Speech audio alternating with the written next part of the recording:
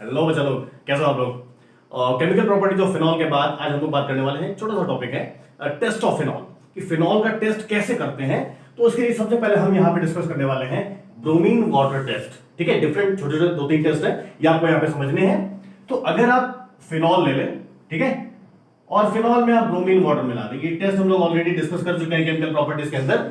तो यहां पे आपको व्हाइट पीपीटी मिल जाता है, ठीक है, व्हाइट पीपीटी मिल जाता है ट्राइब्रोमोफिनॉल का, व्हाइट पीपीटी ऑफ ट्राइब्रोमोफिनॉल, ठीक है, ट्राइब्रोमोफिनॉल। तो इसके अंदर कुछ भी याद नहीं करना है, बस आप ये याद रखिएगा कि अगर फिनॉल में ब्रोमीन वाटर मिलाते हैं और ये व्हाइट पीपीटी आ रहा है, तो इसका मतलब कंफर्म हो गया कि जो कंपाउंड आपके पास है ये फिनॉल है, ये फिनॉल का एक पर्टिकुलर टेस्ट है।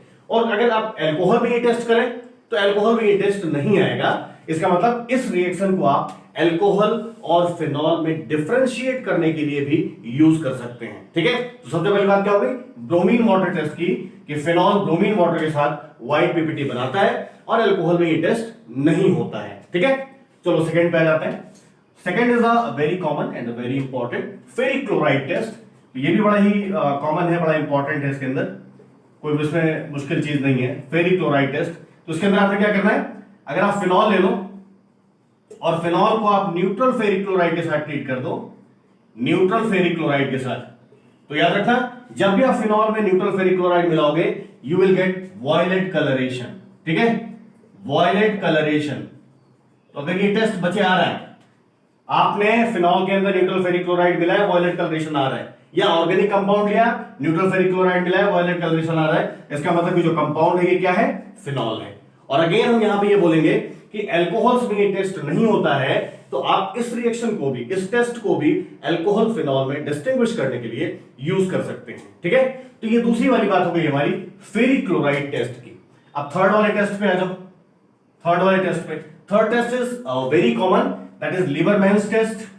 बहुत ही इंपॉर्टेंट है ये, और एग्जामिनेशन में भी बहुत पूछा जाता है कि भाई ये लीबरमैन्स टेस्ट क्या होता है। तो इसके अंदर आपको कुछ नहीं करना है, इसके अंदर आपको जो है फिनॉल लेना है, ठीक है, और फिनॉल को आप हीट करोगे सोडियम नाइट्राइड और सल्फ्यूरिक एसिड के साथ, सोडियम नाइट्राइड और सल्फ्यूरिक एसिड के साथ। जब आप इसको हीट करोगे तो आपको यहां पे ब्लू या ग्रीन कलर मिल जाएगा। ठीक है, यू विल गेट ब्लू और ग्रीन कलर। ठीक है, और ये जो ब्लू या ग्रीन कलर बना, अगर आप इसका डाइल्यूशन कर दें पानी के साथ, क्या कर दें, डाइल्यूशन किसके साथ, पानी के साथ, अगर आप इसका डाइल्यूशन कर दें वाटर के साथ, तो याद रखो ये जो ब्लू ग्रीन कलर था ये रेड कलर में कन्वर्ट हो जाएगा। ठीक है, क्या बन जाएगा, रेड कलर, पक्का। और ये जो रेड कलर बना, अगर आप इसमें थोड़ी सी अल्कली मिला दें, इसको अल्कलाइन कर दें सोडियम हाइड्रोक्साइड मिला के, तो फाइनली आपको डीप ब्लू या कुछ बुक्स में लिखा होता है ग्रीन कलर, ठीक है, तो डीप ब्लू या ग्रीन कलर मिल जाता है। तो अगर कोई ऑर्गेनिक कंपाउंड ये टेस्ट फॉलो कर रहा है, मतलब आपने ऑर्गेनिक कंपाउंड लिया, सोडियम नाइट्राइड सल्फ्यूरिक एसिड के साथ गर्म किया, ब्लू ग्रीन कलर आ गया, उसका आपने डाइल्यूशन कर दिया पानी के साथ, रेड कलर आ गया, और उसमें अल्कली मिला दी तो डीप ब्लू या ग्रीन कलर बन गया। इसका मतलब ये कंपाउंड फिनॉल है, and this test is known as Liebermann's nitroso test. एक दो बातें आपको और याद रखनी है, यहां पे समझनी है। ये जो ब्लू या ग्रीन कलर यहां पे जनरेट हो रहा है, this is because of the formation of indophenol hydrogen sulphate. ये किसकी वजह से होता है, इंडोफिनॉल हाइड्रोजन सल्फेट की वजह से, हाइड्रोजन सल्फेट। आसान चीज है, कोई मुश्किल चीज है, आप आराम से इसको समझ सकते हो। इसके बाद जब आप डाइल्यूशन कर देते हैं तो H2SO4 निकल जाता है, और ये जो रेड कलर आता है this is because of indophenol, this is because of indophenol. और जब हम इसका अल्कली के साथ बेसिक करते हैं इस मीडियम को अल्कली मिला के, तो फिर ये सोडियम सॉल्ट बन जाता है। तो ये जो डीप ब्लू या ग्रीन कलर है this is because of the sodium salt of indophenol. ठीक है, कुछ भी रटा नहीं इसके अंदर आपको, सोडियम सॉल्ट ऑफ इंडोफिनॉल। ठीक है, बिल्कुल सिंपल सी चीज है। तो ये जो थर्ड टेस्ट था this comes in the category of Liebermann's test. तो फिनॉल को आइडेंटिफाई करने के 3 टेस्ट आ गए, और यहां पे फिर से मैं वो बात बोलूंगा कि लीबरमैन टेस्ट भी सिर्फ फिनॉल्स के अंदर होता है, अल्कोहल में नहीं होता। तो आप इस टेस्ट के थ्रू भी अल्कोहल और फिनॉल को डिस्टिंग्विश कर सकते हैं, सेपरेट कर सकते हैं। ठीक है, तो हमने ब्रोमीन वाटर डिस्कस कर लिया, फेरिक क्लोराइड डिस्कस कर लिया, लीबरमैन्स टेस्ट डिस्कस कर लिया। एक छोटा सा टेस्ट और है, ये भी आप देख लो, यहां पे बिल्कुल आसान सा है।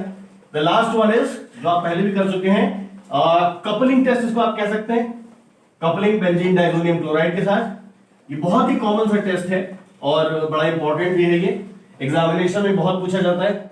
अगर आप कपलिंग रिएक्शन टेस्ट यहां पे करा दें, कपल तो जानते ही होगे ना, लास्ट टाइम मैंने बताया था। तो ये कपलिंग रिएक्शन टेस्ट है। तो इस टेस्ट के अंदर क्या होता है बच्चे, अगर आप बेंजीन डाइजोनियम क्लोराइड का आइस कोल्ड सॉल्यूशन ले लें बर्फ में, जब हम इसकी प्रैक्टिस करते हैं रियल लाइफ में तो आइस कोल्ड सॉल्यूशन लेते हैं जनरली 0 डिग्री सेल्सियस में। तो ये बेंजीन डाइजोनियम क्लोराइड हो गया, और फिनॉल का भी आपको आइस कोल्ड सॉल्यूशन लेना है, ठंडा सॉल्यूशन लेना है। तो यहां पे मैंने आपको बताया था, और ये रिएक्शन आपको करानी है अल्कलाइन मीडियम में, अल्कलाइन मीडियम जहां पे पीएच 7 से ज्यादा हो, ठीक है। ये वाला H इसके साथ निकल गया in the form of HCl, और ये बाकी दोनों कपल हो जाते हैं। तो कपल होकर क्या बनाते हैं, एजो डाई बनाते हैं। और ये जो एजो डाई यहां पे बनती है, this is para hydroxy azobenzene. ये जो मॉलिक्यूल आपका यहां पे बना, this is para hydroxy azobenzene, azobenzene, ठीक है। ये जो डाई यहां पे बनती है, इसका ऑरेंज या रेड कलर होता है, ऑरेंज या रेड कलर होता है।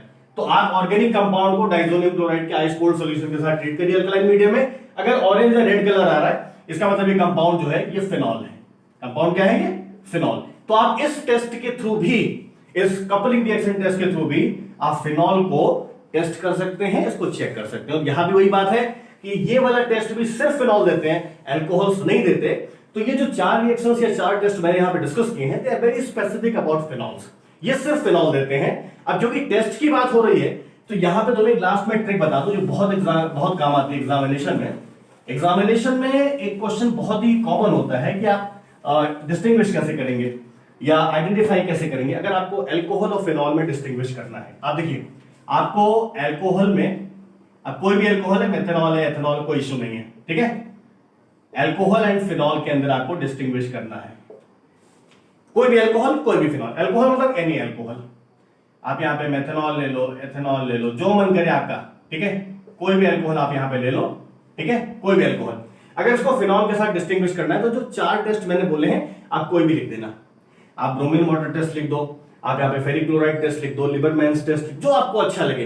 तो किसी भी अल्कोहल और फिनॉल को डिस्टिंग्विश करने का तरीका है, आपने अभी जो टेस्ट 1, 2, 3 एंड 4 पढ़ा है, कोई भी अप्लाई कर दीजिए। ये फिनॉल्स में होता है और अल्कोहल्स में नहीं होता, दैट्स इट। इसमें कुछ भी नहीं रखना आपको। और सबसे इंटरेस्टिंग क्या है, अगर आपको फिनॉल एंड कार्बोक्सिलिक एसिड में, कार्बोक्सिलिक एसिड में आपको डिस्टिंग्विश करना है, ठीक है, तो फिर ये टेस्ट आप नहीं यूज करेंगे, इसको हटा दीजिए। अब आप क्या करेंगे, यहां पे जब आप फिनॉल का रिएक्शन सोडियम कार्बोनेट और सोडियम बाइकार्बोनेट से कराएंगे, ठीक है, तो यहां कोई रिएक्शन नहीं होगी, यहां पे कोई रिएक्शन नहीं होगी। और कार्बोक्सिलिक एसिड में जब आप ये रिएक्शन कराते हैं, इसको आप सोडियम कार्बोनेट या सोडियम बाइकार्बोनेट से ट्रीट करते हैं, तो फिर यहां पे क्या होता है बच्चे, यहां पे ब्रिस्क एफरवेसेंस निकलता है due to evolution of CO2, ठीक है। यहां पे CO2 इवॉल्व होती है विद अ ब्रिस्क एफरवेसेंस, ठीक है। तो ये टेस्ट हो गया, अल्कोहल को फिनॉल से डिस्टिंग्विश करना है, तो जो फर्स्ट 4 अभी डिस्कस किए वो यूज कर लेना। अगर फिनॉल को कार्बोक्सिलिक एसिड से डिस्कस किए, तो सोडियम कार्बोनेट या बाइकार्बोनेट वाला टेस्ट, यहां पे CO2 निकलेगी, यहां पे नहीं निकलेगा। और CO2 निकलती है तो बड़ा कॉमन सा चीज है, ब्रिस्क एफरवेसेंस आती है, वो क्या बोलते हैं, बबलिंग के साथ गैस निकलती है, ठीक है। तो ये आपने टेस्ट भी डिस्कस कर लिया और डिस्टिंक्शन भी समझ लिए इसी पार्ट के अंदर, ठीक है। कहीं कोई दिक्कत लगे आप मुझे टेक्स्ट जरूर करना। Thank you.